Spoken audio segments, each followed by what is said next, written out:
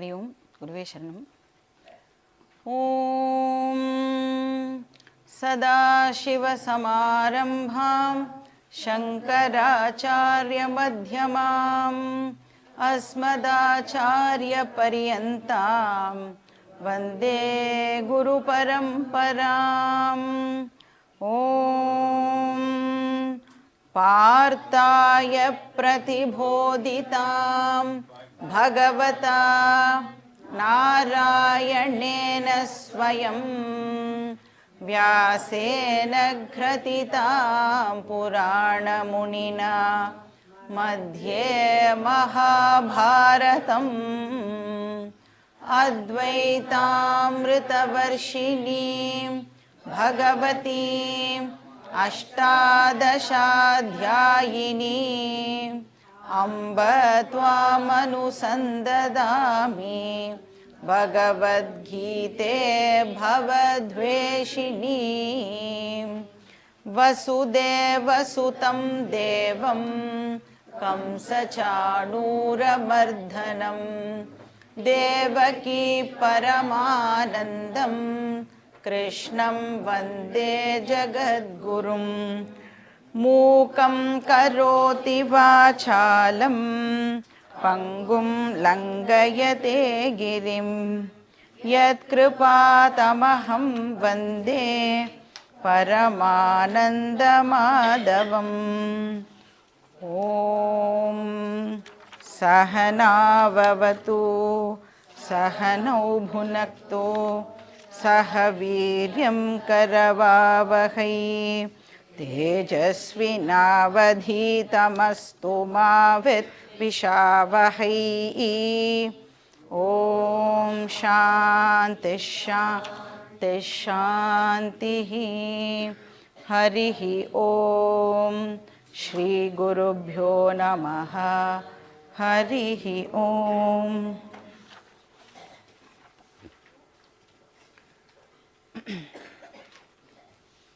போன கிளாஸ்லேருந்து இப்போது பகவத்கீதா தியான ஸ்லோகம் பார்த்துட்டு வரோம். ஸோ மொத்தம் 9 தியான ஸ்லோகங்கள் இருக்குது அப்படின்னு பார்த்தோம்.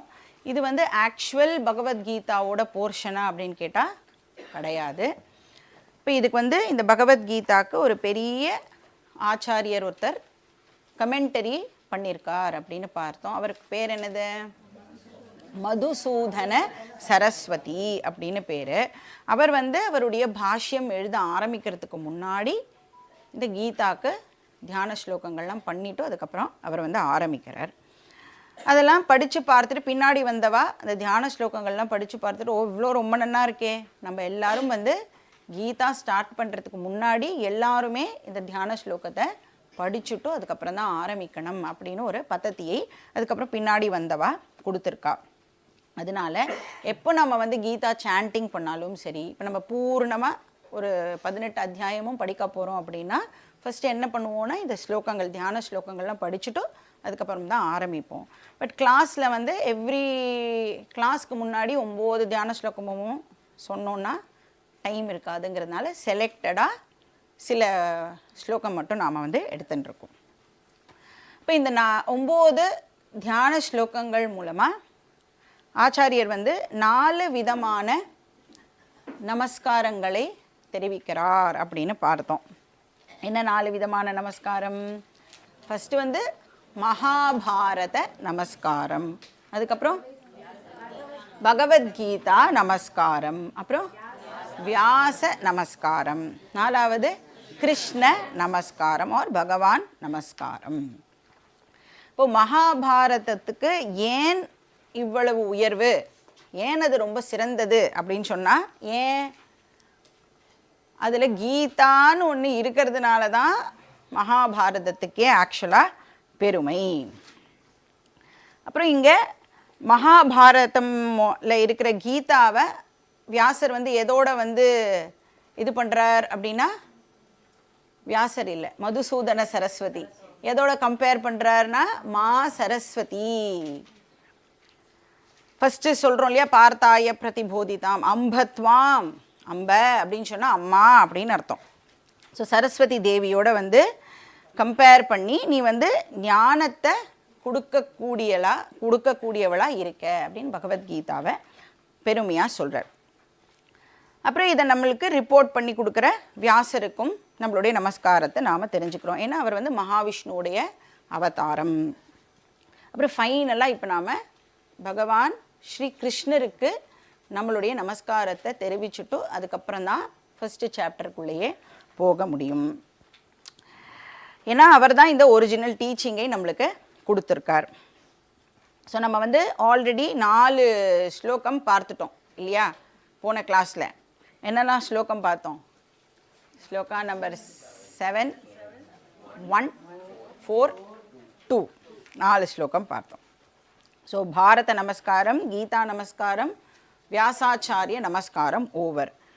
அப்போ இன்னும் பேலன்ஸ் எவ்வளோ ஸ்லோகம் இருக்குது? 5 ஸ்லோகம் நாம் பார்க்கணும். ஸோ இதில் வந்து பகவான் ஸ்ரீ கிருஷ்ணருடைய நமஸ்காரம் வந்து தெரிவிக்கப்படுறது. அதை வந்து நாம் ஸ்லோகம் படிச்சுட்டு மீனிங்கை பார்க்கலாம்.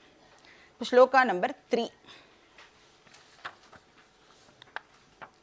பிரபன்ன பாரிஜாதாய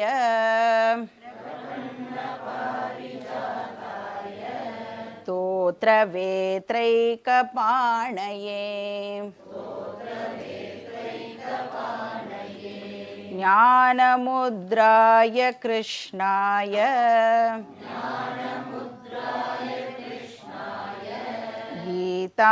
கீதாமிருததுஹே நமஹ.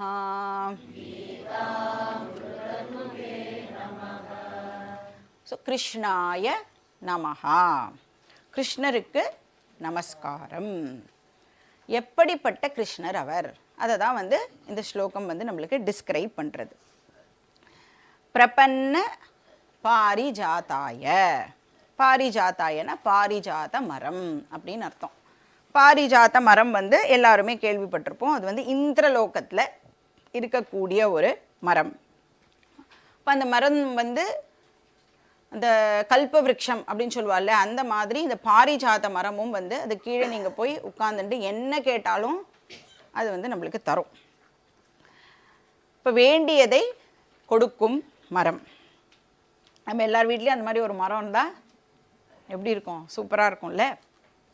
இப்போ பகவான் ஸ்ரீ கிருஷ்ணரை வந்து இங்கே இந்த ஆத்தர் என்ன பண்ணுறார், பாரிஜாத மரத்தோட கம்பேர் பண்ணி சொல்கிறார்.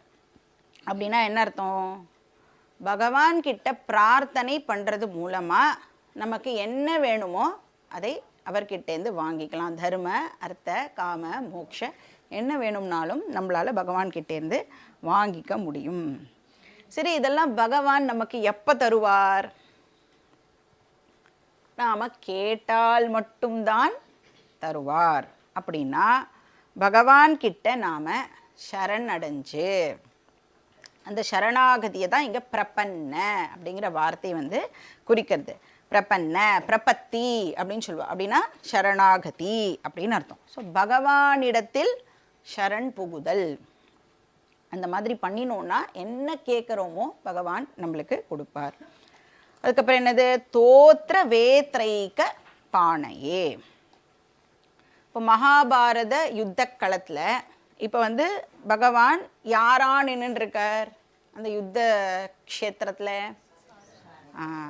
பார்த்த சாரதி, பார்த்தனுக்கு சாரதி பார்த்த சாரதி. அப்போ அவர் வந்து கையில் என்ன ஆப்வியஸாக வச்சுருப்பார்? அவர் வந்து தேரோட்டி. அப்படின்னா அவர் கையில் என்ன இருக்கும்? சாட்டை அவர் வந்து வச்சுருப்பார்ல, ஒரு விப்பு வச்சுருப்பார். இப்போ தோத்ர வேத்திரம், தோத்ர அப்படின்னு சொன்னால் சாட்டை அப்படின்னு அர்த்தம். வேத்திரன்னு சொன்னால் அதில் இருக்கக்கூடிய ஹேண்டில்னு அர்த்தம். சாட்டைக்கு பிடிச்சிக்கிறதுக்கு ஒரு இடம் இருக்கும்ல. இப்போ தோத்ர வேத்ரைக பானையே, தோத்ர வேத்ரை ஏக வேத்ர ஏக பானையே அப்படின்னு அர்த்தம். பாணி அப்படின்னு சொன்னால் கைன்னு அர்த்தம். அதனால தான் கோதண்ட பாணி அப்படின்னா என்ன அர்த்தம்? கோதண்டம்ங்கிற வில்ல வச்சுட்டு இருக்கிறவர், கையில் வச்சுட்டு இருக்கிறவர் அப்படின்னு. சாருங்க பாணி அப்படின்னு சொல்லுவாள். அந்த மாதிரி இவர் யாரு? தோத்ர வேத்ரைக பாணி. ஏகப்பானை, ஏன்னா ஏகப்பாணின்னா ஒரு கையில் அந்த சாட்டையோட ஹேண்டில் பிடிச்சுட்டு இருக்கார் அப்படின்னு அர்த்தம். அப்போ இது மூலமாக என்ன மெசேஜ் வந்து நம்மளுக்கு கன்வே பண்ணப்படுறது அப்படின்னா, நாம் என்ன வேலை பண்ணுறோமோ அதை வந்து பெருமிதத்தோட பண்ணணும் அப்படிங்கிற மெசேஜ் வந்து இது மூலமாக நம்மளுக்கு தெரிவிக்கப்படுது. அதனால தான் செய்யும் தொழிலே தெய்வம்லாம் சொல்கிறாள்ல. நம்மளோட வேலையை நினச்சி நாமளே தாழ்த்திக்க கூடாது. என்ன வேலை பண்ணினாலும் அது வந்து உலகத்தில் ரொம்ப உயர்ந்த வேலை. அப்போது whatever profession you have to do it with pride. ஏன்னா பகவான் வந்து நினச்சிருந்தாருன்னு வச்சுக்கோங்களேன், அவர் வந்து சொல்லலாம்ல, நான் வந்து அண்ட சராச்சரத்தை நான் தான் வந்து பார்த்துக்கிறேன், என்னை போய் நீனு தேரோட்ட சொல்கிறியா அப்படின்னு நினச்சிருந்தா பகவான் கேட்டிருக்கலாம். ஆனால் அவர் கேட்டாரான்னா கேட்கவே இல்லை. இந்த ஹோல் வேர்ல்டே நான் தான் ட்ரைவ் பண்ணுறேன், நீ வந்து உன்னுடைய ஒரு தேரை வந்து என்ன ட்ரைவ் பண்ண சொல்கிறியே அப்படின்னு நினச்சிருந்தா பகவான் வந்து கேட்டிருக்கலாம். ஆனால் அப்படி அவர் கேட்கவே இல்லை. அது மூலமாக என்ன நம்மளுக்கெல்லாம் சொல்லித்தரார், எந்த வேலையாக இருந்தாலும் அதை வந்து நீ எப்படி பண்ணணும், சின்சியராக பண்ணணும், கமிட்டடாக பண்ணணும், எந்தூசியாசமோட பண்ணணும். தேரோட்டும் போது பகவான் வந்து படிப்போம், பிரஹசன்னிவ பாரத அப்படின்னு படிப்போம், கீதாவில் வரும். எப்போவுமே பகவான் வந்து சிரிச்சுண்டே இருப்பாராம். இங்கேயுமே இந்த மூஞ்சியை சுழுக்கிறது அதெல்லாம் எதுவுமே இல்லை. பகவானை பார்த்து நாம் நிறைய விஷயம் வந்து கற்றுக்கணும். ஸோ தோத்திர வேத்திரைக்க பானையே. அதே சமயம் இப்போ வந்து ஒரு எஃபிஷியன்ட் ஒர்க்கர் மட்டும் இல்லை, அட் த சேம் டைம் அவர் வந்து ஒரு கிரேட்டஸ்ட் ஞானியும் கூட. அதனால தான் அர்ஜுனனுக்கு அவர் வந்து குருவாக இருக்கார் இல்லையா. ஞான முத்ராய கிருஷ்ணாய. இன்னொரு கையில் அவர் என்ன வச்சுருக்காராம், ஞான முத்ராவை அவர் காமிக்கிறார். ஞான முத்ரானா சின் முத்ரா அப்படின்னு சொல்லுவோம். உபனிஷத் கூட இந்த சின் முத்ரா பற்றி பேசுறது. இப்போ சின் முத்ரா வந்து எதை இண்டிகேட் பண்ணுறது, எதை சிம்பிளைஸ் பண்ணுறது தெரியுமா உங்களுக்கு? சின் முத்ரா பார்த்துருக்கேன்ல நீங்கள், எதை சிம்பிளைஸ் பண்ணுறது? இது நம்ம கிளாஸ்லேயே பார்த்தோம்னு நினைக்கிறேன், இன்ட்ரொடக்ஷன் கிளாஸ்லேயே. ஜீவாத்ம பரமாத்ம ஐக்கியத்தை அது வந்து சிம்பிளைஸ் பண்ணுறது. இப்போ இந்த ஜீவாத்மா யாருன்னா இந்த ஆள்காட்டி விரல் தான் வந்து ஜீவாத்மா அப்படின்னு சொல்லப்படுறது. அப்போ வந்து ஜீவா வந்து என்ன நினைக்கிறான், நான் வந்து ஒரு இண்டிவிஜுவல் ஆள், நான் வந்து ஒரு ஸோ அண்ட் ஸோ டேட்டில் நான் பிறந்திருக்கேன், அப்புறம் நான் ஒரு ஃபேமிலியில் இருக்கேன், எனக்கு நிறைய கஷ்டங்கள் இருக்குது, நான் சம்சாரத்தை கோ த்ரூ பண்ணுறேன் அப்படின்னு நினச்சிட்டு இருக்கிற ஒரு இண்டிவிஜுவல் பர்சனை தான் ஜீவா அப்படின்னு சொல்கிறோம். அவன் வந்து ஆள்காட்டி விரலால் வந்து ரெப்ரசன்ட் பண்ணப்படுறான். அது மட்டும் இல்லை, இந்த ஆள்காட்டி விரலை எப்போ நாம் வந்து யூஸ் பண்ணுவோம்? மிரட்டணும்னா ஏய் அப்படின்னு மிரட்டுவோம்ல எல்லாரையும், அதுக்கு யூஸ் பண்ணுவோம் இல்லையா. அப்போ வந்து இந்த விரல் வந்து ஜென்ரலி பார்த்தீங்கன்னா நமக்கும் ப்ராப்ளம் கொடுக்கறது, அடுத்த வாளுக்கும் அது பிரச்சனையை கொடுக்கறது. அதனால் இந்த விரலை வந்து ஜீவாவோட ரெப்ரசன்ட் பண்ணி காமிக்கிறது. அதுக்கப்புறம் இது என்ன பண்ணும், எப்போவுமே வந்து பாக்கி 3 விரலோட இது சேர்ந்தே இருக்கும். எப்படி இருக்குது, நம்மளோட கை இப்படி வச்சுட்டோன்னா எப்படி இருக்குது, இந்த விரல் வந்து பாக்கி 3 விரலோட ஜென்ரலி பார்த்தோன்னா சேர்ந்தே இருக்கும். இந்த 3 விரல் எதை ரெப்ரசன்ட் பண்ணுறது? 3 விரல் எதை ரெப்ரசன்ட் பண்ணுறது? 3 படித்தோமே, ஷரீரத்ரயம் படித்தோமா. 3 சரீரங்களை இந்த 3 விரல் வந்து ரெப்ரசன்ட் பண்ணுறது. ஸ்தூல சரீரம், சூக்ஷ்ம சரீரம், காரண சரீரம். இதில் எது ஸ்தூல சரீரம் எதுவும் எதை வேணாலும் வச்சுக்கோங்க, போட்டுக்கோங்க. அப்போ இந்த இண்டிவிஜுவல் ஜீவா என்ன பண்ணுறான், எப்போவுமே வந்து அந்த 3 சரீரங்களோட தன்னை அசோசியேட் பண்ணி வச்சுருக்கான்.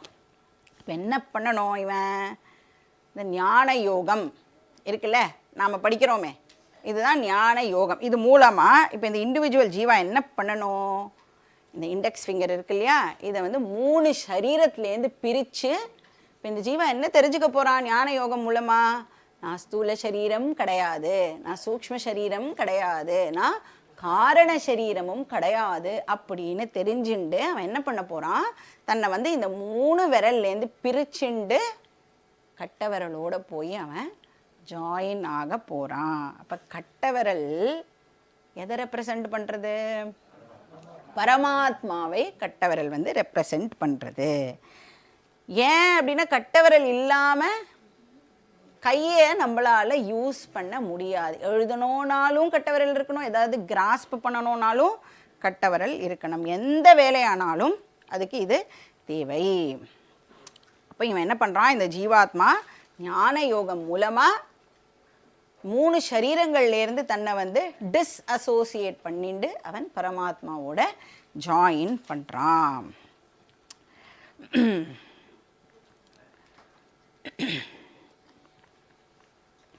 ஸோ இப்போ வந்து இந்த ஜாயின் பண்ணிட்டான்னு வச்சுக்கோங்களேன், எப்படி இருக்கும் இப்போ இது எப்படி இருக்குது, இட்ஸ் அ சர்க்கிள் இல்லையா? இப்போ சர்க்கிள் அப்படின்னு சொல்லிட்டாலே என்ன இல்லை, அதுக்கு ஒரு பிகினிங் இல்லை, எண்டும் இல்லை. அப்போனா அது என்னது, பூரணம் அப்படின்னு நம்மளுக்கு சாஸ்திரம் வந்து சொல்கிறது. இப்போ பிகினிங் இல்லை எண்டும் இல்லை அப்படின்னா பிகினிங் அப்படின்னு சொன்னோன்னா சமஸ்கிருதத்தில் ஆதி அப்படின்னு சொல்லுவோம், பிகினிங். அப்போ பிகினிங் இல்லை அப்படின்னா அனாதி அப்படின்னு அர்த்தம்.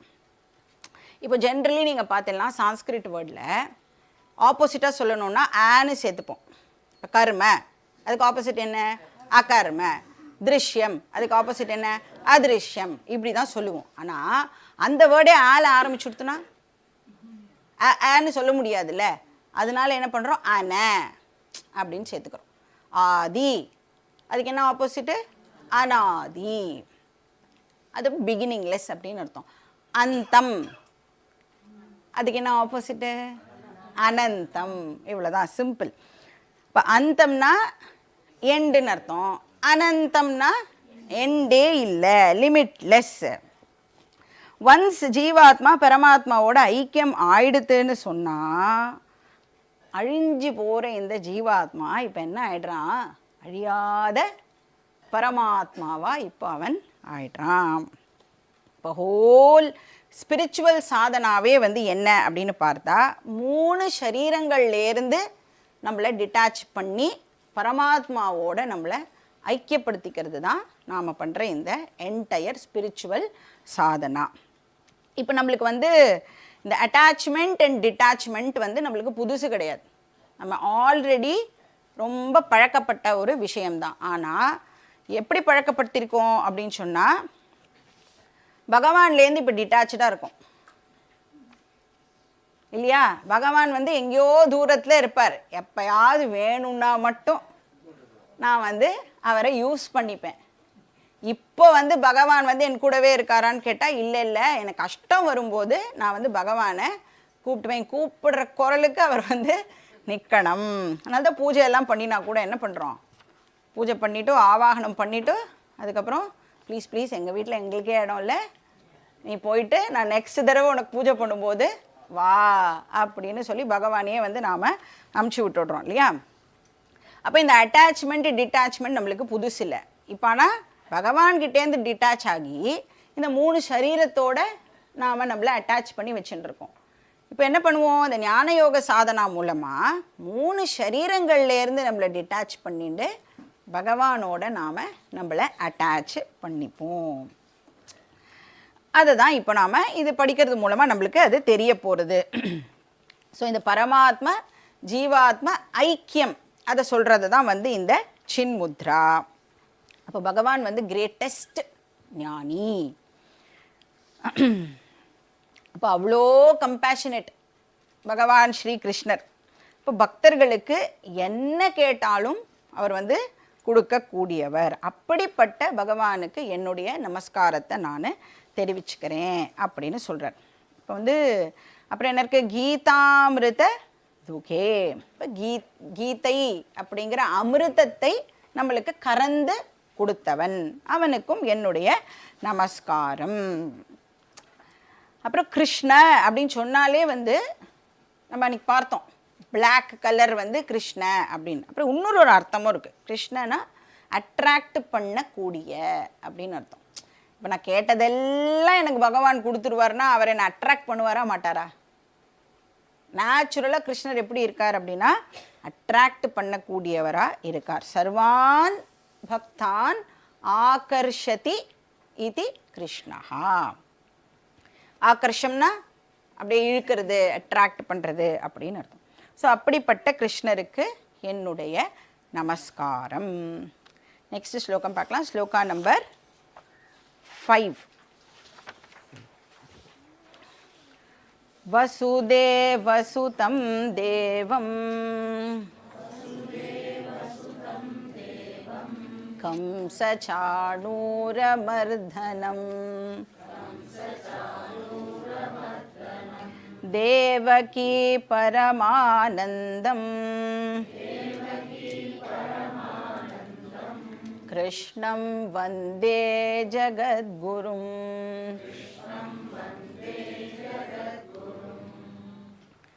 ஸோ இதுவும் வந்து கிருஷ்ண நமஸ்காரம். கிருஷ்ணம் வந்தே, my namaskarams to Lord Krishna. வந்தனம்னா நமஸ்காரம் இல்லையா? இப்போ நான் வந்து என்னுடைய நமஸ்காரத்தை கிருஷ்ணருக்கு தெரிவிச்சுக்கிறேன்.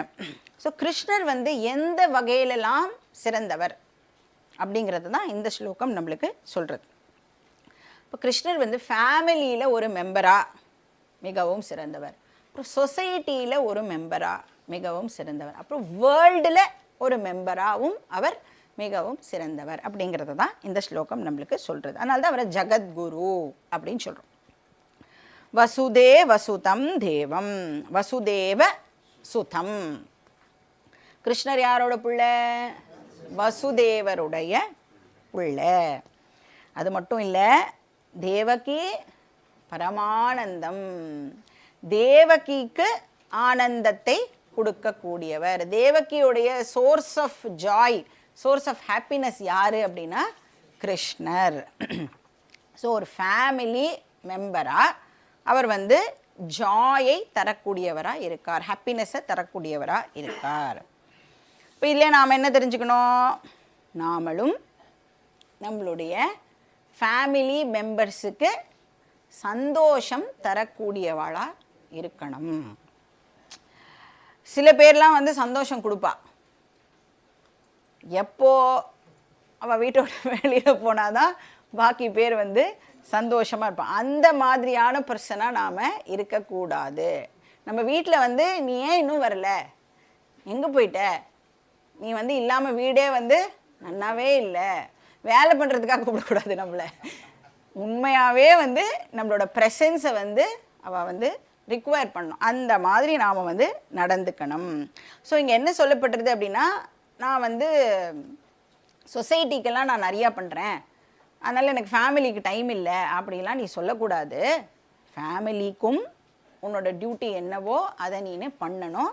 அதுக்கப்புறம் சொசைட்டிக்கும் அஃப்கோர்ஸ் உன்னோட டியூட்டியை பண்ணணும். சில பேர்லாம் இருப்பா, வீட்டில் குழந்தைகள் இருக்கும், கவனிக்கவே மாட்டான், ஆனால் நான் வந்து சோஷியல் ஒர்க்கர் அப்படின்னு போய் வெளியில் நிறைய குழந்தைகளெல்லாம் நான் பார்த்துக்கிறேன்னு சொல்லுவாள். முதல்ல உன்னோட குழந்தையும் நீ கொஞ்சம் லைட்டாக கவனிச்சுட்டு அதுக்கப்புறம் வெளியில் இருக்கிற எல்லாமே வந்து நாம் பண்ணலாம். ஸோ ஃபேமிலியில் நம்மளுடைய இம்பார்ட்டன்ஸ் வந்து இருக்கணும். ஸோ ஃபேமிலியில் நாம் இருந்தோன்னா அவளுக்கு அது சந்தோஷத்தை கொடுக்கக்கூடிய ஒரு விஷயமாக இருக்கணும். ப்ளஸ் சொசைட்டிக்கு ஆப்வியஸாக வந்து ஏதாவது ஒரு வகையில் நான் வந்து கான்ட்ரிபியூட் பண்ணணும். எனக்கு என்ன தெரியுமோ அதை வந்து சொசைட்டிக்கு கான்ட்ரிபியூட் பண்ணணும். இல்லை இம்பார்ட்டண்ட் விஷயம் என்னென்னா, நம்ம எல்லாருமே என்ன பண்ணுறோன்னா நிறைய எடுத்துக்கிறோம் சொசைட்டிலேருந்து. அந்த கன்சியூம் பண்ணுறது ஜாஸ்தியாக இருக்குது, நம்ம திருப்பி கொடுக்கறது வந்து ரொம்ப கம்மியாக இருக்குது. அதையும் வந்து பேலன்ஸ் பண்ணுறதுக்கு நம்மளுக்கு தெரியணும். வசுதேவ சுதம் தேவம், அப்புறம் தேவகி பரமானந்தம். இது வந்து கிருஷ்ணர் வந்து ஃபேமிலிக்கு பண்ணின கான்ட்ரிபியூஷன். சரி, சொசைட்டிக்கு கிருஷ்ணர் என்ன பண்ணினார்? கம்ச சாணூர மர்தனம். இப்போ யாரெல்லாம் வந்து சொசைட்டிக்கு த்ரெட்டாக இருந்தாலோ, யார் வந்து அதர்மத்தை அந்த நேரத்தில் வந்து ப்ரொமோட் பண்ணினாலோ அந்த அசுரர்களை எல்லாம் வந்து கிருஷ்ண பரமாத்மா அழிச்சார். ஸோ யார் வந்து சொசைட்டியோட ஹார்மனிக்கு பங்கம் விளைவிக்கக்கூடியவராக இருந்தாலும் அவளையெல்லாம் வந்து கிருஷ்ணர் வந்து அழிச்சார். இப்போ ஹியூமனிட்டியை வந்து அதர்மத்திலிருந்து பகவான் வந்து காப்பாற்றினார். அதனால தான் என்ன ஸ்லோகம் இருக்குது? பரித்ராணாய சாதூனாம் விநாசாய ச துஷ்கிருதாம் தர்ம சம்ஸ்தாபனார்த்தாய சம்பவாமி யுகே யுகே. இப்போ தர்மத்தை நிலைநாட்டுறதுக்கும் அதர்மத்தை அழிக்கிறதுக்கும் பகவான் வந்து என்ன கான்ட்ரிபியூட் பண்ண முடியுமோ அதை அவர் சைட்லேருந்து பண்ணுறார். அப்போ சொசைட்டிக்கும் பகவான் வந்து கான்ட்ரிபியூட் பண்ணியிருக்கார். அதுக்கப்புறம் வந்து வருங்கால சந்ததியினருக்கும் வந்து கிருஷ்ணர் வந்து கான்ட்ரிபியூட் பண்ணுறார். எப்படி? அதான் ஜகத்குரும், கிருஷ்ணம் வந்தே ஜகத்குரும். இப்போ அந்த காலத்தில் அவரோட பீரியடில் கம்சன்லாம் இருந்தான். இப்போ நம்ம பீரியடில் அந்த மாதிரி ஏதாவது அசுரர்கள்லாம் வெளியில் தேடினெல்லாம் இருக்க மாட்டா. எங்கே இருக்கா? நமக்குள்ளேயே வந்து பத்திரமா இருக்கா. அவளெல்லாம் நாம் வந்து பார்த்து என்ன பண்ணணுமோ அவளை பண்ணணும். இங்கே வந்து கிருஷ்ணர் வந்து வேர்ல்டுக்கு என்ன கான்ட்ரிபியூட் பண்ணார் அப்படின்னா, பகவத்கீதாவை அர்ஜுனனுக்கு சொல்லி கொடுக்கறது மூலமாக என்டையர் ஹியூமனிட்டிக்கு அவர் ஒரு பெரிய கான்ட்ரிபியூஷனை பண்ணியிருக்கார், நாலெட்ஜை கொடுத்துருக்கார். இப்போ ஃப்யூச்சர் ஜெனரேஷனுக்கும் அவர் வந்து கான்ட்ரிபியூட் பண்ணியிருக்கார். எப்பயோ நடந்தது இது. எப்போ நடந்தது? 5000 சொச்ச வருஷத்துக்கு முன்னாடி நடந்த ஒரு விஷயம். இன்றைக்கும் நாம் வந்து அதை அவர் எப்படி சொல்லி கொடுத்தாரோ அப்படியே படிச்சுட்டு இருக்கோம் அப்படின்னா அது வந்து எவ்வளோ பெரிய விஷயம் இல்லையா? ஃப்ரெஷ் அண்ட் லைவாக இருக்குல்ல இப்போ கூட பகவத்கீதா. அப்போ அதுக்கு டெஃபினட்டாக கிருஷ்ணருக்கு நாம் நமஸ்காரம் பண்ணியே ஆகணும். வேறு எதை கொடுத்துட முடியும்? பெருசாக கிருஷ்ணரால் வேறு எதையுமே கொடுக்க முடியாது. ஏன்னா அவர் நம்மளுக்கு அறிவையே கொடுத்துடுறார், ஞானத்தையே கொடுத்தாச்சுன்னா வேறு என்ன வேணும் நம்மளுக்கு? அதனால கிருஷ்ணர் வந்து பெரிய கான்ட்ரிபியூஷனை பண்ணியிருக்கார். அடுத்த ஸ்லோகம் படிக்கலாம். ஸ்லோகா நம்பர் 6. பீஷ்மத்ரோணதடா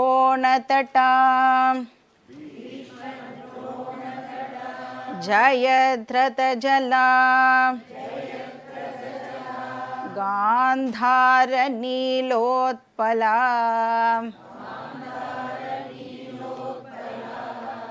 शल्यग्राहवती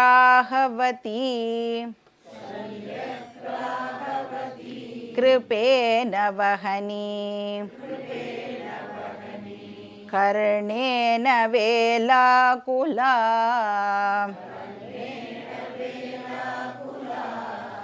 अश्वत्थामविकर्ण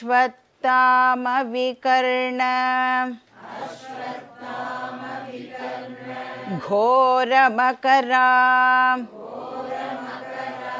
दुर्योधनावर्तिनी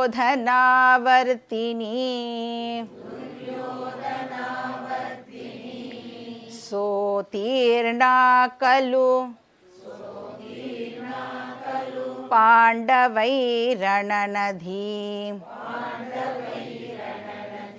कैवर्तक केशवः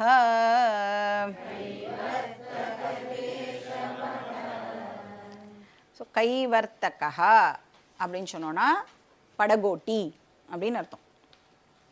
யாருக்கு வந்து படகை எந்த சூழ்நிலையிலும் லாவகமாக ஓட்ட தெரியுமோ அந்த பர்சனை வந்து கைவர்த்தகா அப்படின்னு சொல்கிறோம். ஏன்னா இப்போ வந்து ரிவரில் போனோன்னா அந்த ரிவர் வந்து நிறைய கண்டிஷன்ஸுக்கெலாம் உட்பட்டு இருக்கும் இல்லையா? திடீர்னு சுழல் வரும், திடீர்னு வந்து பெரிய பெரிய இதெல்லாம் இருக்கும், மூமெண்ட்டெல்லாம் இருக்கும். அந்த மாதிரி சமயத்தில் கூட அந்த போட்டில் இருக்கிறவாளை பத்திரமாக யாரால் வந்து இன்னொரு கரைக்கு கொண்டு போய் சேர்க்க முடியுமோ அவளை வந்து கைவர்த்தகா அப்படின்னு சொல்கிறோம். இப்போ இந்த ஸ்லோகத்தில் வந்து இந்த மகாபாரத போர் இருக்குல்ல, அது வந்து ஒரு பயங்கரமான நதிக்கு கம்பேர் பண்ணப்படுறது, ஒரு வைல்டு ரிவருக்கு வந்து கம்பேர் பண்ணப்படுறது, ஆபத்தான ஒரு ஆறு. இப்போ இந்த ஆறை வந்து பாண்டவர்கள் கடந்து ஆகணும். இந்த கரையிலேருந்து அந்த கரைக்கு அவள் போகணும். அதுவும் எப்படி போகணும்? ரொம்ப சேஃபாக அவள் வந்து இந்த கரையை கடந்து ஆகணும். அப்படின்னா அந்த ரிவரில் என்னெல்லாம் சேலஞ்சஸ் அவள் வந்து எதிர்கொள்கிறாளோ அது எல்லாத்தையும் அவள் வந்து இப்போது பீட் பண்ணி அந்த பக்கம் போகணும். இப்போ பாண்டவர்களுக்கு மகாபாரத போர் இருந்தது, அது ஒரே ஒரு சுச்சுவேஷன் தான். ஆனால் நம்மள மாதிரி இருக்கிற சாமானியர்களுக்கு எவ்ரிடே எப்படி இருக்குது? ஒரு மகாபாரத போர் மாதிரி தான் இருக்குது இல்லையா? அப்படியே ரொம்ப கஷ்டப்படுறோம் இல்லையா நம்ம லைஃப்பில். இப்போ வாழ்க்கையில் நம்மளுக்கு ஏற்படுற ஒரு சிச்சுவேஷனுமே மகாபாரத போர் மாதிரி தான் இருக்குது, அந்த ஆறு மாதிரி தான் இருக்குது. சில சிச்சுவேஷன்ஸ் எப்படி இருக்குன்னா ரொம்ப சின்ன சேலஞ்சாக இருக்குது, நம்மளே வந்து ஹேண்டில் பண்ணிடுற மாதிரி தான் இருக்குது. ஆனால் சிலது பெருசாக இருக்குது, என்ன பண்ணுறதுனே வந்து நம்மளுக்கு பாதி நேரம் வந்து தெரியவே மாட்டேங்கிறது. அந்த சிச்சுவேஷனுக்கு பேர் அவர் அந்த சுச்சுவேஷனில் இருக்கிற அந்த பர்சனுக்கு பேர் ஆர்த்த புருஷா அப்படின்னு பேர். என்ன பண்ணுறதுனே தெரியலன்னு விழி பிதுங்கி நிற்கிறோம்ல, அப்போ வந்து ஆர்த்த புருஷகான்னு பேர் நம்மளுக்கு. ஆர்த்த அப்படின்னு சொன்னால் ஹெல்ப்லெஸ். எல்லா கதவுகளும் வந்து மூடிட்டா மாதிரிலாம் சில நேரங்கள் நம்மளுக்கு ஏற்படும்ல, என்ன பண்ணுறதுனே தெரியல. அப்போ தான் சொல்லுவோம், இல்லை ஒரு சின்ன விண்டோவை வந்து பகவான் நம்மளுக்கு திறந்து விடுவார். இந்த மாதிரி சமயத்தில் நம்மளை வந்து ஆர்த்த புருஷகா அப்படின்னு சாஸ்திரம் சொல்கிறது. இப்போ வந்து பாண்டவர்களை எடுத்துட்டோம் அப்படின்னு சொன்னால் அவளுக்கு இப்போ வந்து சாய்ஸ்லெஸ் சிச்சுவேஷன், ஹெல்ப்லெஸ்ஸாக இருக்காவா, வேறு வழியே இல்லாமல் அவள் வந்து இப்போது சண்டை போட்டே ஆகணும். அவளுக்கு சண்டை போடுறதுல கொஞ்சம் கூட வந்து விருப்பமே இல்லை. ஆனால் they don't have a choice. அந்த மாதிரி நம்மளுக்கும் நிறைய நேரங்களில் சாய்ஸ்லெஸ் சிச்சுவேஷன் வருது. அப்போ தான் நாம் என்ன பண்ணுவோம், ஆபத் பாந்தவா அநாத ரக்ஷகா அப்படின்னு பகவானே அப்போ தான் நம்மளுக்கு ஞாபகத்துக்கே வரும். நன்னா இருந்தோம்ல, அப்போல்லாம் பகவான் நம்மளுக்கு ஞாபகத்துக்கு வராரான்னா அவர் எதுக்கு ஞாபகத்துக்கு வரணும்? நம்மளுக்கு எப்போ கஷ்டப்படுறோமோ அப்போ தான் பகவான்கிட்ட நாம் போகிறோம். ஸோ ஒரு SOS மெசேஜ் அனுப்புவோம், please I am in danger வாங்கோ. அந்த மாதிரி பாண்டவாசம் என்ன பண்ணினா இப்போது SOS மெசேஜ் வந்து அமிச்சா. உடனே வந்து கிருஷ்ணர் அங்கே ஆஜராயிட்டார். ஸோ அந்த மாதிரி காலத்தில் உதவரவாளை வந்து சாஸ்திரம் சொல்கிறது ஆர்த்த திராண பராயணா அப்படின்னு அவளுக்கு பேர். அதனால்தான் ஆர்த்தானாம் ஆர்த்திஹந்தாரம் பீதானாம் பீத நாசனம் அப்படின்னு பகவானை சொல்கிறோம். ஸோ பாண்டவர்கள் அப்படி என்ன டேஞ்சர்ஸை என்கவுண்டர் பண்ணா அதுதான் இங்கே சொல்லப்படுறது. இப்போ மகாபாரத போர் வந்து ரிவர் இல்லையா, அப்போ அந்த ரிவருக்கு வந்து கண்டிப்பாக 2 பக்கமும் கரை இருக்கும், பேங்க் இருக்கும்ல. யார் அது அப்படின்னா பீஷ்ம துரோண தட்டா. பீஷ்மரும் துரோணரும் வந்து அந்த மகாபாரத போருடைய அந்த ரிவருடைய 2 கரை மாதிரி. ஏன் அவ 2 பேரும் கரை அப்படின்னா அந்த கரை தான் வந்து அந்த ரிவருடைய ஃப்ளோயிங் டைரக்ஷனை முடிவு பண்ணுறது. எப்படி அந்த ரிவர் வந்து ஃப்ளோ ஆகணும் அப்படிங்கிற டைரக்ஷனை அதுதான் முடிவு பண்ணுறது. அந்த மாதிரி பீஷ்மரும் துரோணரும் தான் என்ன பண்ணுறா, மகாபாரத போருடைய டைரக்ஷனை வந்து அவள் முடிவு பண்ணுறா. ஸோ இவா 2 பேரும் ஃபஸ்ட்டு சேலஞ்ச், பீஷ்மர் அண்ட் துரோணர். ரெண்டாவது யார், ஜெயத்ரத ஜலா. ஜெயத்ரதன் நம்மளுக்கெல்லாம் தெரியும், அவன் வந்து சிந்து தேசத்து ராஜா ஜெயத்ரதன். இப்போ அவன் வந்து கௌரவர்களோட சைடு சேர்ந்து சண்டையெல்லாம் போட்டான். பயங்கர பவர்ஃபுல் கிங், அவனை வந்து சாமானியமாக வந்து வீழ்த்த முடியாது.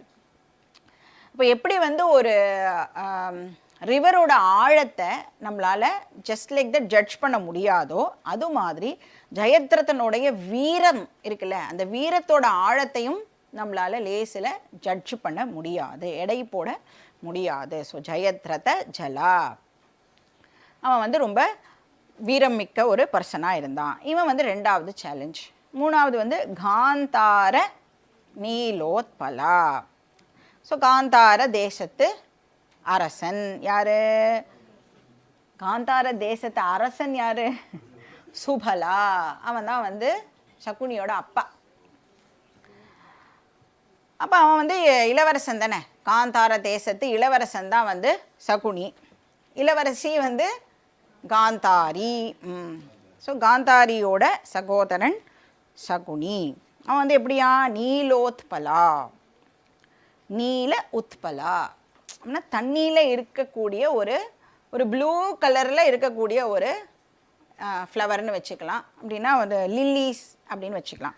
ஏன்னா அது எப்படி இருக்கும், அந்த லில்லிலாம் அந்த அல்லின்னு சொல்கிறோம்ல, அது எப்படி இருக்கும் அப்படின்னா பார்க்கறதுக்கு ரொம்ப அட்ராக்டிவாக இருக்கும். ஆனால் நீங்கள் அதை பறிக்கணும்னு அதுக்கிட்ட போனேன்னா அது உங்களை உள்ளே இழுத்துடும். ஒரு மார்ஷி லேண்டில் தானே வளரும் இல்லையா அது, அப்போ அது வந்து நம்மளை உள்ளே இழுத்துடும்.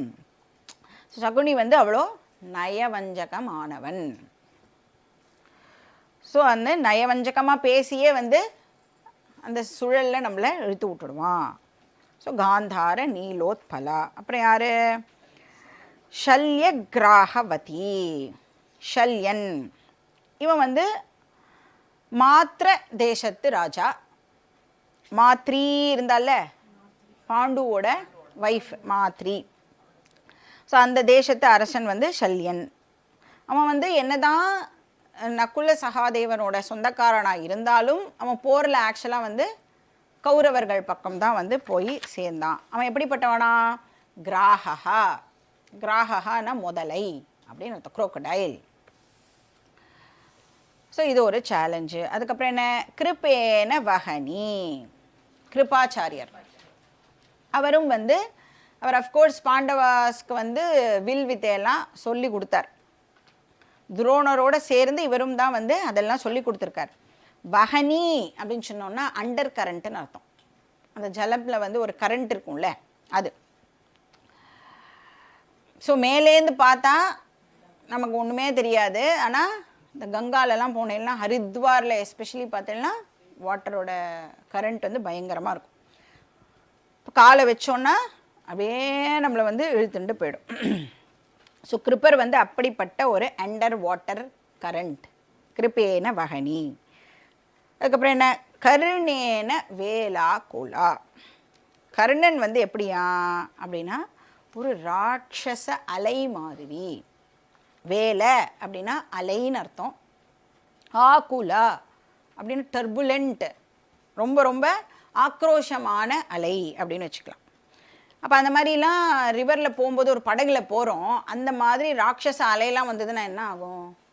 படகே வந்து அப்படியே கவுந்துடும். அந்த மாதிரியான ஒரு பர்சன் வந்து கர்ணன். அதுக்கப்புறம் என்ன? அஸ்வத்தாம விகர்ண கோர மகரா. மக்கரா அப்படின்னு சொன்னால் ஷார்க்குன்னு அர்த்தம். ஸோ மனுஷனை கடித்து சாப்பிட்ற ஒரு ஷார்க்கு, சுறா மீன் சொல்லுவோம்ல, அதான். அதுலேயே 2 வகை இருக்கான். ஒன்று வந்து மனுஷனெல்லாம் சாப்பிடுமா, இன்னொன்று மீன்களையே சாப்பிட்ற ஒரு வகை. இப்போது அஸ்வத்தாம விகர்ண இவாள்லாம் வந்து அந்த மாதிரி ஷார்க்கோட கம்பேர் பண்ணப்படுறா. விகர்ணன்றவன் வந்து துரியோதனனுடைய தம்பி. அஸ்வத்தாம உங்களுக்கே தெரியும், துரோணரோட பையன். அதுக்கப்புறம் என்னது? துரியோதனா வர்த்தினி. துரியோதனன் எப்படிப்பட்டவன்? துரியோதன ஆவர்த்தினி. ஆவர்த்தினி அப்படின்னு சொன்னால் சுழல், வேர்ல் பூல் அப்படின்னு சொல்லுவோம்ல, அதான். சுழல் என்ன பண்ணிடும்? அப்படியே நம்மளை வந்து உள்ளுக்குள்ளே இழுத்துன்றோம். அந்த மாதிரி துரியோதனன் வந்து மகாபாரத ரண நதி, ரணம்னா தெரியும்ல, வெரி வெரி டேஞ்சரஸ்னு அர்த்தம். அந்த நதியில் இவன் வந்து ஒரு சுழல் மாதிரி. சரி, அந்த மகாபாரத டேஞ்சரஸ் ரிவரை பாண்டவாஸ் வந்து இந்த பக்கத்துலேருந்து அந்த பக்கம் கிராஸ் பண்ணணும்ல, அவள் ஒரு படகுல போனோம்ல. எப்படிப்பட்ட ஒரு படகு அது அப்படின்னா, உடஞ்சி போன ஒரு ஓட்ட உடசலான ஒரு படகுல அவள் வந்து இந்த பக்கத்துலேருந்து அந்த பக்கம் ட்ராவல் பண்ணுறதுக்கு முயற்சி பண்ணுறா. அந்த கட்டமரான்லாம் சொல்லுவோம்ல, அந்த மாதிரியான இப்படி ஏதாவது ஒரு பெரிய அலை வந்தாலே அப்படியே கவுந்துடும். அந்த மாதிரி ஒரு போட்டை எடுத்துட்டு இந்த பக்கத்துலேருந்து இந்த பக்கம் கிராஸ் பண்ணுறதுக்கு அவள் ட்ரை பண்ணுறா. எப்படி வந்து அவளால் வந்து கிராஸ் பண்ண முடியும் இல்லை? ஆனால் நம்மளுக்கு தெரியும் அவள் கிராஸ் பண்ணினா அப்படின்னு நம்மளுக்கு தெரியும். ஏன்னா நம்மளுக்கு மகாபாரத கதை தெரியும். அப்போ எப்படி ஒரு இம்பாசிபிள் விஷயம் பாசிபிள் ஆச்சு அப்படின்னா, ஒரு ஸ்கில்ஃபுல் போட்மேன் வந்து அவ கூட இருந்தா. அதுதான் கைவர்த்தக கேசவஹா. அப்போ இந்த மாதிரி சிச்சுவேஷன், இந்த மாதிரி ஒரு கோரமான சிச்சுவேஷன் நாளைக்கே வந்தால் கூட நாமளும் யார்கிட்ட போய் சரணடையணும்? பகவான் ஸ்ரீகிருஷ்ணர். பகவான் ஸ்ரீகிருஷ்ணர்கிட்ட சரணடைஞ்சோம் அப்படின்னு சொன்னால் ஒன்று மட்டும் பண்ணணும். என்ன பண்ணணும்? அவர் என்ன சொல்கிறாரோ அதை கேட்கணும். அவர் என்ன சொல்லியிருக்கார், எங்கே சொல்லியிருக்காருன்னா கீதாவில் எல்லா விஷயமும் சொல்லியிருக்கார். கீதாவில் அவர் சொல்கிற மாதிரி நம்ம கேட்டுட்டோம்னா நம்மளோட லைஃப் வந்து சேஃப். இப்போ பகவான் நம்மளை எல்லா விதமான கஷ்டங்களிலிருந்தும் காப்பாற்றுவார். அடுத்த ஸ்லோகம், ஸ்லோகம் நம்பர் 8. மூகம் கரோதி வாசாலம் பங்கும் லங்கயதே கிரிம் யத் கிருபாதமஹம் வந்தே பரமானந்த மாதவம். பரமானந்த மாதவம் வந்தே. மாதவ அப்படின்னு சொன்னா லக்ஷ்மி பதே அப்படின்னு அர்த்தம். ஸ்ரீபதி. மா அப்படின்னு சொன்னா லக்ஷ்மி தேவின்னு அர்த்தம்.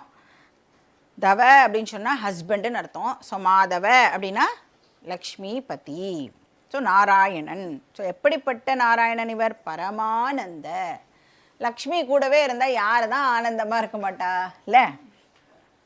இப்போ பகவான் வெரி வெரி ஸ்மார்ட்டு. என்ன பண்ணிட்டார்? லக்ஷ்மியை தன் கூடவே வந்து வச்சுட்டு இருக்கார். ஸோ பரமானந்த மாதவா.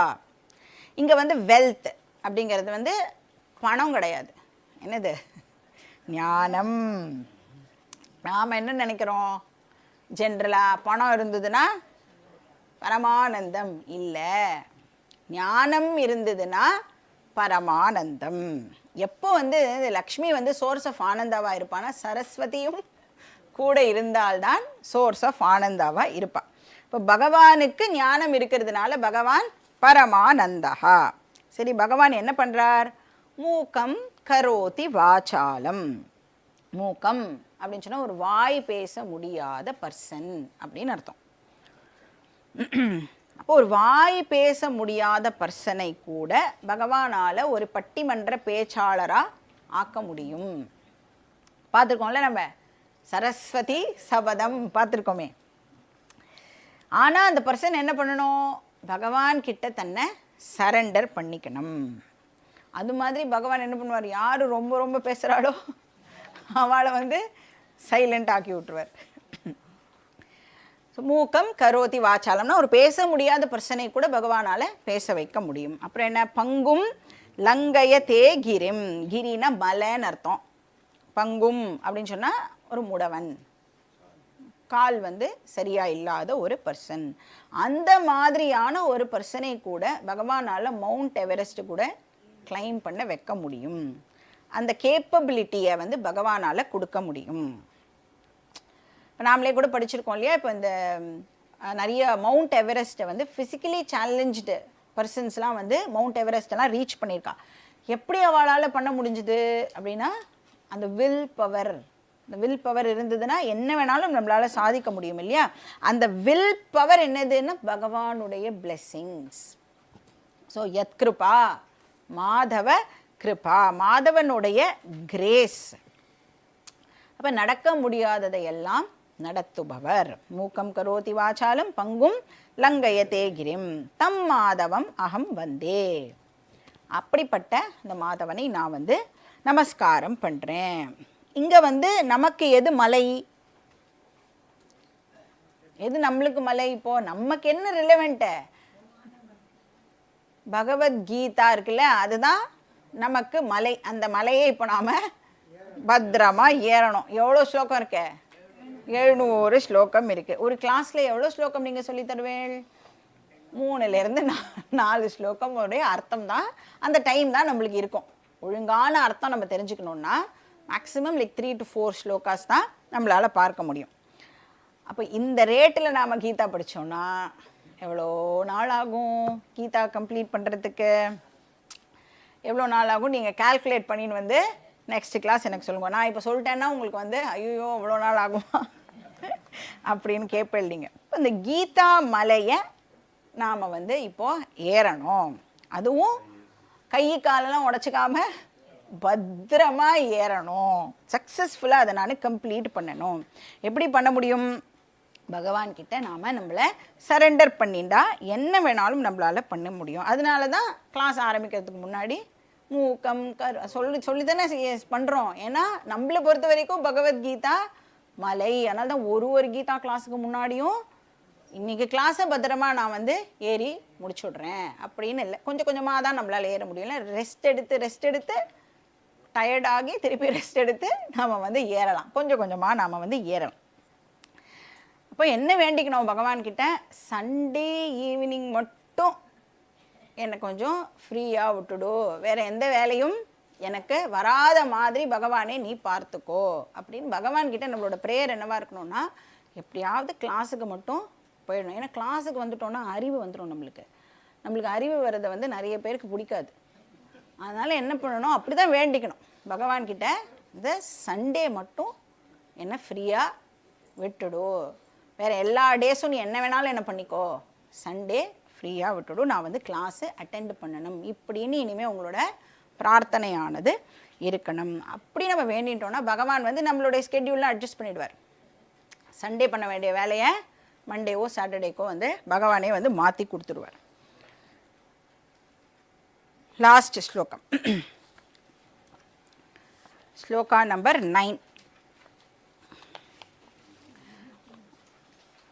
யம் பிரம்மா வருணேந்திர ருத்ரமருதः स्तुन्वन्ति दिव्यैस्तवैः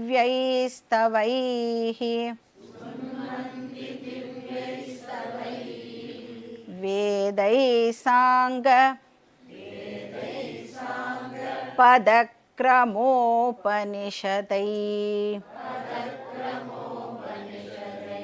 गायन्ति यं सामगा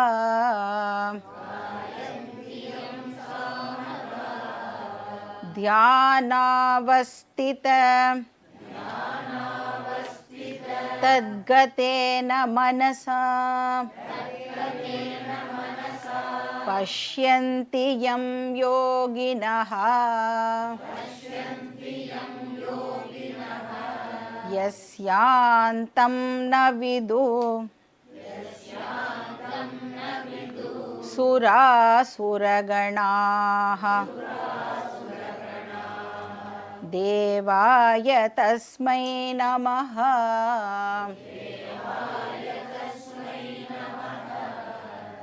தஸ்மை தேவாய நமஹா.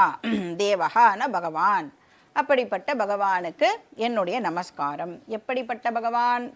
யம் ஸ்துன்வந்தி, எந்த பகவானை இந்திரன், வருணன், பிரம்மா, பிரம்மான சத்துர்முக பிரம்மா, அப்புறம் மருத் அப்படிங்கிற தேவதாஸ் எல்லாம் ஸ்துதி பண்ணுறாளோ அப்படிப்பட்ட பகவானுக்கு என்னுடைய நமஸ்காரம். இப்போ வந்து பிரம்மாஜி தான் வந்து உலகத்தை படைச்சார் இல்லையா? அவரே யாரை வந்து ஸ்துதி பண்ணுறார்? நாராயணனை ஸ்துதி பண்ணுறார். அப்படின்னா அவர் எவ்வளோ பெரிய ஆளாக இருக்கணும்? ஸ்துன்வந்தின க்ளோரிஃபை அப்படின்னு அர்த்தம். அவள் எல்லாரும் என்ன பண்ணுறாலும் பகவானுடைய புகழை பாடுறா. எப்படி பாடுறா? திவ்யை ஸ்தவை, ஸ்லோகங்கள் மூலமாக, பாசுரங்கள் மூலமாக. திவ்யைனா டிவைன் அர்த்தம். இப்போ பாகவதம்லாம் படித்தா நம்மளுக்கு நிறையா ஸ்துதிகள்லாம் வரும். பாகவதம் படிக்கும்போது துருவஸ்துதி, ருத்ரஸ்துதி அதெல்லாம் வரும். இப்போ பக்தர்கள் வந்து பகவானை வந்து க்ளோரிஃபை பண்ணுறா. அது மாதிரி பிரம்மாஜியும் வந்து அந்த விஷ்ணுவை வந்து இங்கே புகழ்ந்து பாடுறார். ஸோ பிரம்மாவே ஸ்துதி பண்ணுறாருன்னா பகவானுடைய கீர்த்தி வந்து ரொம்ப ரொம்ப பெருசாக இருக்கணும். இப்போ இதெல்லாம் எங்கே நடக்கிறது அப்படின்னா ஹெவன்லி லோகாஸில் இந்த தேவதாஸ் எல்லாம் பகவானை ஸ்துதி பண்ணுறா.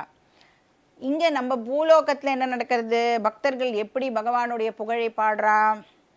சாமகா காயந்தி.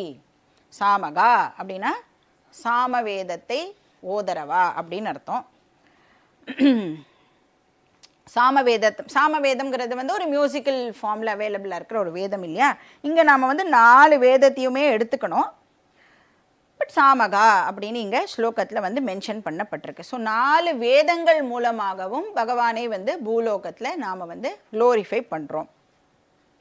அப்புறம் என்னது? சாங்க பதக்ரமோபனிஷதைஹி.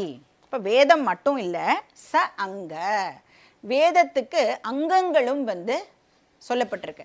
அந்த அங்கங்கள்லாம் நம்ம படித்தோம் அப்படின்னு சொன்னால் வேதத்தை இன்னும் பெட்டராக நம்மளால், வேதத்தில் சொல்லப்பட்டிருக்கிற மெசேஜை இன்னும் பெட்டராக நம்மளால் அண்டர்ஸ்டாண்ட் பண்ணிக்க முடியும். அந்த அங்கம்னு சொன்னால் செகண்டரி ஸ்கிரிப்சர்ஸ் அப்படின்னு அர்த்தம். ப்ரைமரி வந்து வேதம், அப்புறம் அதுக்கு சப்போர்ட் பண்ணுற சில ஸ்கிரிப்சர்ஸ் எல்லாமும் இருக்குது. அது வந்து அங்கம் அப்படின்னு சொல்கிறோம். 6 அங்கங்கள் வந்து ஆக்சுவலாக இருக்குது. சிக்ஷா, கல்ப, வியாக்கரணம், நிருக்தம், சந்தஸ், ஜோதிஷம் இப்படின்னு 6 அங்கங்கள் வந்து சொல்லப்படுறது. வேத அங்கங்கள் அப்படின்னு பேர். அப்புறம் பத, கிரம அப்படின்னா என்னன்னா அந்த வேதத்தை சாண்ட் பண்ணுற விதம். இதெல்லாம் பத சாண்டிங்னு இருக்குது. பத சாண்டிங்னா ஒவ்வொரு வார்த்தையையும் தனித்தனியாக சாண்ட் பண்ணுறத பத சாண்டிங் அப்படின்னு சொல்லுவோம். கிரம அப்படின்னு சொன்னால் 2 வார்த்தையை சேர்த்து சேர்த்து சாண்ட் பண்ணினோன்னா அதுக்கு பேர் கிரம. இப்போது பார்த்தாய பிரதிபோதிதாம் பிரதிபோதிதாம் பகவதா பகவதா நாராயணேன இப்படி ரெண்டுத்தையும் சேர்த்து சேர்த்து சொன்னோன்னா அதுக்கு பேர் கிரம சாண்டிங் அப்படின்னு பேர். அப்புறம் ஜட்டபாட்டம் அப்படின்னு ஒன்று இருக்குது. அது வந்து ஒரு ஃபார்முலா. அதெல்லாம் அது எப்படி இருக்கும்னா பார்த்தாய பிரதிபோதிதாம் பிரதிபோதிதாம் பார்த்தாய பார்த்தாய பிரதிபோதிதாம் பிரதிபோதிதாம் பகவதாம் பகவதாம் பிரதிபோதிதாம் பிரதிபோதிதாம் பகவதாம் பகவதாம் நாராயணேன நாராயணேன பகவதாம் பகவதாம் நாராயணேன இப்படி அதுக்கு ஃபார்முலாலாம் இருக்குது. 1 2 2 1 1 2 2 3 இப்படின்னு நீங்கள் வந்து இந்த வேதம் படிக்கிறவாளெல்லாம் கேட்டேன்னா அவள்லாம் இதெல்லாம் சொல்லுவாள். இதை விட ஒரு ஸ்பெஷல் ஐட்டம் ஒன்று இருக்குது. அது என்னது அப்படின்னா கணபாட்டம்.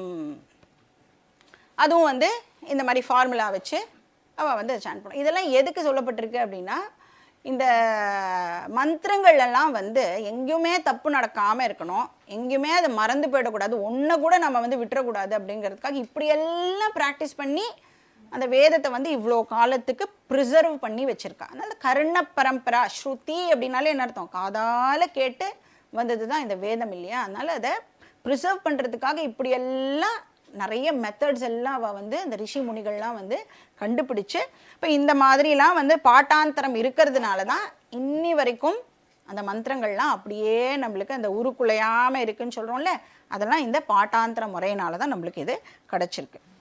ஸோ இப்படி எல்லா விதமான சாண்டிங் டைப்ஸையும் யூஸ் பண்ணி பகவானை வந்து க்ளோரிஃபை பண்ணுறா. அது மட்டும் இல்லை, யோகினஹா எம் பஷ்யந்தி, பெரிய பெரிய ஞானிகள் பெரிய பெரிய யோகிகள் எல்லாம் பகவானை வந்து அவளோட மனக்கண்ணில் நிறுத்தி அவரை வந்து வழிபடுறா. மனசா தத்கதேன, அவளோட மனசில் பகவானை நிறுத்தி அந்த ஏகாக்கிரதா அப்படின்னு சொல்கிறோம் இல்லையா, சித்த ஏகாக்கிரதம் அப்படின்னு சொன்னால் அந்த ஒன் பாயிண்டட்னஸ் அப்படின்னு அர்த்தம். இப்போ நம்மளாம் வந்து பகவானை வந்து வெளியில் பார்க்குறோம் இல்லையா, இப்போ இந்த யோகிகள் ஞானிகள்லாம் பகவானை அவளுக்குள்ளேயே அவளால் வந்து பார்க்க முடியும். எம் பஷ்யந்தி, எம்னா இந்த இடத்துல பகவான் மனக்கண்ணில் பார்க்கறா அப்படின்னு அர்த்தம். யஸ்யாந்தம் ந விதுஹு சுரா சுரகணா. இப்போ பகவானை வந்து சாஸ்திரத்தில் பார்த்தேன்னா ஒரு பர்சனாக சில இடத்துல வந்து டிஸ்கிரைப் பண்ணி இருப்பாள். ஒரு ஃபார்ம் கொடுத்து பகவானுக்கு 4 கை இருக்குது, இவ்வளோ தலைகள் இருக்குது, இப்படியெல்லாம் சொல்லி பகவானை வந்து ஒரு ஃபார்ம் கொடுத்து டிஸ்கிரைப் பண்ணியிருப்பாள். அப்படி இருந்தாலும் ரியல் காட், உண்மையில் பகவான் அப்படின்னு சொன்னால் அவருக்கு எந்த விதமான ஃபார்மும் கிடையாது. ஏன் அப்படி சொல்கிறோம்? இப்போ சப்போஸ் பகவானும் நம்மள மாதிரி ஒரு 2 கை இருக்குது, 2 கால் இருக்குது, அந்த மாதிரி நம்ம டிஸ்கிரைப் பண்ணிட்டோம்னு வச்சுக்கோங்க. ஒரு பர்சனாக நம்ம டிஸ்கிரைப் பண்ணிட்டோம்னா என்ன ப்ராப்ளம் வந்துடும்? இப்போ பகவானுக்கு நமக்கு வர அதே ப்ராப்ளம் தான். நம்ம வந்து இந்த லிமிட்டேஷன் நம்மளுக்கு வந்துடும் இல்லையா? இப்போ நம்ம வந்து வீட்டில் இப்போ இருக்க முடியாது நம்மளால், ஏன்னா நம்ம கிளாஸுக்கு இங்கே வந்துட்டோம். இப்போ ஒரு பர்டிகுலர் ஃபார்மை நம்ம கொடுத்துட்டோம் அப்படின்னு சொன்னால் அது வந்து ஒரு பர்டிகுலர் பிளேஸில் அதை நாம் இப்போது நிறுத்தி ஆகணும். ஒரு பர்டிகுலர் ஸ்பேஸை தான் அது இப்போ ஆக்குப்பை பண்ணிக்கும். அப்போ இந்த இடத்துல இருந்தால் இந்த இடத்துல இருக்க முடியாது. அப்புறம் நம்மளுடைய மாதிரி ஒரு ஃபார்மை கொடுத்துட்டோன்னா எல்லா ஃபார்முக்கும் வந்து ஒரு மேனுஃபேக்சரிங் டேட் இருக்கும், ஒரு எக்ஸ்பைரி டேட் இருக்கும். அப்போ பகவானுக்கும் அந்த தோஷம் இப்போது வந்துடும். இப்போ பகவானும் வந்து ஒரு பர்டிகுலர் டைமில் மட்டும்தான் அவைலபிளாக இருக்கிற மாதிரி ஆயிடும். ஆனால் பகவான் எப்படிப்பட்டவர்? அவருக்கு தேச அதீதா கால அதீதா. அவருக்கு வந்து ஸ்பேஸ் வைஸும் லிமிட்டேஷன் கிடையாது, டைம் வைஸும் அவருக்கு லிமிட்டேஷன் கிடையாது. இப்போ பகவான் வந்து லிமிட்லெஸ். இப்போ வந்து பகவான் எங்கே இருக்கார்? வைகுந்தத்தில் இருக்காரா, கைலாசத்தில் இருக்காரா, பிரம்மலோகத்தில் இருக்காரா? எங்கே இருக்கார் பகவான்? பகவான் லிமிட்லெஸ் அப்படின்னு நம்ம அண்டர்ஸ்டாண்ட் பண்ணிட்டோம்னா என்ன ஆன்சர் பண்ணணும் தெரியுமா அந்த கேள்விக்கு? வைகுந்தத்திலையும் இருப்பார், கைலாசத்திலையும் இருப்பார், எங்கேயும் இருக்கார். இப்போ இந்த ரியல் காட் பற்றி எல்லாருக்கும் தெரியாதான். சுரா சுரகணாகா, சுராகான தேவர்கள்னு அர்த்தம், அசுராகான அசுரர்கள். அவளுக்கெல்லாம் நாவிதுஹு, அவளுக்கெல்லாம் தெரியாது. ஏன் தெரியாது? யஸ்ய அந்தம் நாவிதுஹு, பகவானுடைய அந்தம் இருக்கே அது வந்து அவளுக்கெல்லாம் தெரியாதான். ஏன் தெரியாது? ஏன்னா பகவான் லிமிட்லெஸ், அவருக்கு எண்டு கிடையாது, அதனால அவளுக்கு தெரியாது. இப்போ பகவானுக்கு வந்து 2 ஃபார்ம் வந்து சாஸ்திரம் கொடுக்கறது. ஒன்று வந்து டெம்பரரியாக நம்ம எல்லாம் வந்து புரிஞ்சுக்கிற வரைக்கும், ஒரு மெச்சூரிட்டி நம்மளுக்கு வர வரைக்கும் சாஸ்திரம் என்ன பண்ணுறது, ஒரு லிமிட்டெட் ஹியூமன் ஃபார்மோடு ஆரம்பிக்கிறது. ஏன்னா நம்மளுக்கு இந்த ஃபார்ம் தெரியும், கை கால் தலை இதெல்லாம் தெரியும் இல்லையா? அதனால பகவானுக்கும் வந்து டெம்பரரியாக அந்த மாதிரி ஒரு ஃபார்ம் ஆனது கொடுக்கப்படுறது. இப்போ நம்மளுக்கு தெரியும் இந்த மாதிரி ஃபார்ம் கொடுத்துட்டோன்னு சொன்னால் லிமிட்டேஷன் ப்ராப்ளம் வந்துடும். ஆரம்பிக்கும் போதே நான் வந்து பகவான் ஃபார்ம்லெஸ் அப்படின்னு சொல்லி யாராவது நம்மளுக்கு சொல்லிக் கொடுக்க ஆரம்பித்தா நம்மளால் அதை அண்டர்ஸ்டாண்ட் பண்ணிக்க முடியுமா? பகவான் டைம்லெஸ், நமக்கு எல்லாம் எப்படி தெரியும்? டைமுக்குள்ளே நடக்கிற விஷயந்தான் நம்மளுக்கு தெரியும், ஸ்பேஸுக்குள்ளே நடக்கிற விஷயம் பற்றி தான் நம்மளுக்கு தெரியும். ஆரம்பிக்கும் போதே பகவான் வந்து ஸ்பேஸுக்கு அப்பாற்பட்டவர், டைமுக்கு அப்பாற்பட்டவர்னு சொல்லி கொடுத்தா புரிஞ்சிக்கவே முடியாது, நம்மளால் வந்து கண்டினியூ பண்ண முடியாது இந்த ஸ்டடி. அப்போது ஒரு பொக்கிஷத்தை நம்ம வந்து மிஸ் பண்ணிவிடுவோம். அதனால வேதம் என்ன சொல்கிறது, உனக்கு புரிகிற லாங்குவேஜ்லேயே நான் ஆரம்பிக்கிறேன், அப்போ நீ ஒரு ஃபார்மோடையே ஸ்டார்ட் பண்ணு அப்படின்னு சொல்கிறது. ஆனால் அதே சாஸ்திரம் பின்னாடி சொல்லும், கிருஷ்ணரே சொல்வார், என்னை வந்து நீ வந்து ஒரு தேவகி புத்திரன்னு நீ நினச்சேன்னா ஒன்றை மாதிரி ஒரு அடிமுட்டாள் கிடையவே கிடையாது அப்படின்னும் அதே கிருஷ்ணரே வந்து சொல்லுவார். அப்போ என்ன எதிர்பார்க்கிறார் கிருஷ்ணர் நம்மக்கிட்ட? இனிஷியலாக தேவகி புத்திரன், நீ வந்து கிருஷ்ண ஜெயந்திலாம் கொண்டாடு, எல்லாம் ஓகே. எவ்வளோ காலத்துக்கு கொண்டாடுவ? சாகர வரைக்கும் கிருஷ்ண ஜெயந்தியை கொண்டாடின்னு இருக்கக்கூடாது. அதுக்கப்புறம் என்ன தெரிஞ்சுக்கணும்? கிருஷ்ணருடைய உண்மையான ஸ்வரூபம் என்ன அப்படின்னு நீ தெரிஞ்சுக்கணும். ஃபார்ம்லெஸ், அதை பற்றி நாம் அண்டர்ஸ்டாண்டு பண்ணிக்கணும். அப்போ தான் நம்மளால் வந்து பகவான் இங்கே இப்போ இருக்கார் அப்படின்னு அண்டர்ஸ்டாண்டு பண்ணிக்க முடியும். ஸோ அப்படிப்பட்ட பகவானுக்கு என்னுடைய நமஸ்காரம். அப்போ அந்த பகவான் இப்போ என்ன பண்ணணும்? நம்மளுக்கு கீதா படிக்கிறவாளாகிய நம்மளுக்கு பகவான் வந்து ஆசீர்வாதம் பண்ணணும். நம்மளுடைய சக்ஸஸ்ஃபுல் ஸ்டடிக்கு பகவான் ஆசீர்வாதம் பண்ணணும். ஸோ இதோட வந்து தியான ஸ்லோகங்கள் ஓவர். அப்போ நெக்ஸ்ட் கிளாஸ்லேருந்து நாம் ப்ராப்பராக கீதாக்குள்ளே என்டர் பண்ணணும். இப்போ நாம் என்ன பண்ணணும்னா ரெகுலராக கிளாஸுக்கு வரத்துக்கு முயற்சி பண்ணணும், விட்டு விட்டு கிளாஸுக்கு வரக்கூடாது. இது ஏன் இப்போ சொல்கிறேன் அப்படிங்கிறத அனௌன்ஸ்மெண்ட் போது உங்களுக்கு தெரியும். ஓம் பூர்ணமதః பூர்ணமிதம் பூர்ணாத் பூர்ணமுதச்யதே பூர்ணஸ்ய பூர்ணமாதாய பூர்ணமேவாவசிஷ்யதே. ஓம் சாந்தி சாந்தி சாந்தி. ஹரிः ஓம் ஸ்ரீ குருभ्यो நமः. ஹரிः ஓம்.